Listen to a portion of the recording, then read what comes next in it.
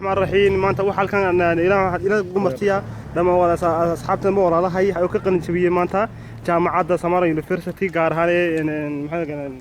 Ethiopia marka waxaan ka bilaabayaa su'aasha ugu horeysa dareenkiisa iyo shucuurtiisa cabiraya walaalkay Dr. Saacid soo dhow balka warmad السلام عليكم ورحمة الله تعالى وبركاته سلام يا دمان أصحابتا ميل كسر يجوعان بسلام يا ما تكلم جلسة جامعة إثيوبيا فرحة هذا أيام سلام يا وحن قارهن وسلام يا رب صاحب بدأ يقول كلام جلسة سمارة يونيفرسيتي بن أدو سلام يا وحكوا سلام يا متقنا يا سلام السلام عليكم ورحمة الله وبركاته والله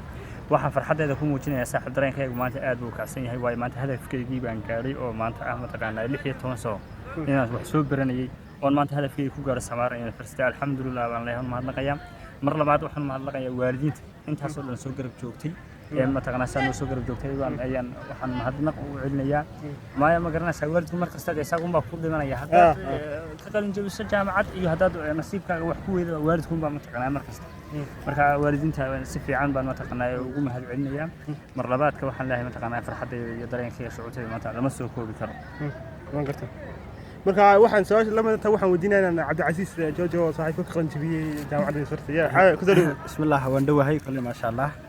magacaygu waa Cabdicasiis Ayn Abbas bartana cilmiga geology-ga kulli aad waa faraxsanahay maanta waa maalin aad u qaaliya kulli shucuurteeda lama soo koobi karo farxad aad iyo aad weyn baan maanta qabaa waayo hadafkeygii iyo rajadeydii iyo waxaan gaaray waxaan 16 sano soo baranay maanta aad iyo aad faraxsanahay ningabalen waxaan rajeynayaa kulli khayr baan rajeynayaa waalidkayga iyo dhammaan hooyaday iyo ciyaalkayga iyo asxaabtayda iyo cid kastoo jecel oo macni meesha ay soo gaarsiisay maanta aan taaganahay iyo hadafka iyo rajadaan hiigsanayay aad iyo uga mahad celinayaa maanta dhammaan cid kastoo jecelba iyo dhammaan asxaabta isku qaaligan wada qalin jabinayno waxa ugu horeeyo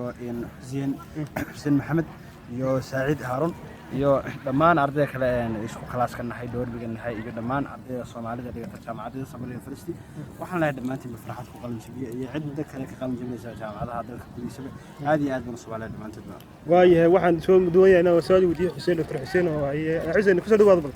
shucuurta waliga horeeya dareenkaaga aad baan u wanaagsan saaxiib magacaygu waa Xuseen Maxamed Magan oo ka qalin jabiyay public health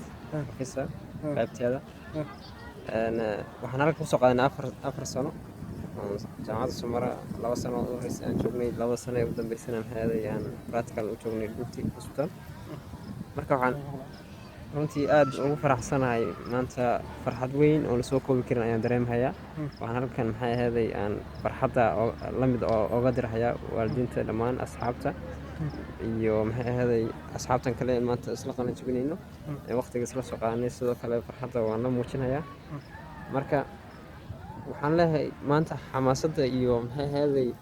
hamigeyga iyo maxay ahaday maanta hadafkeyga aan doonayay waa soo gaaray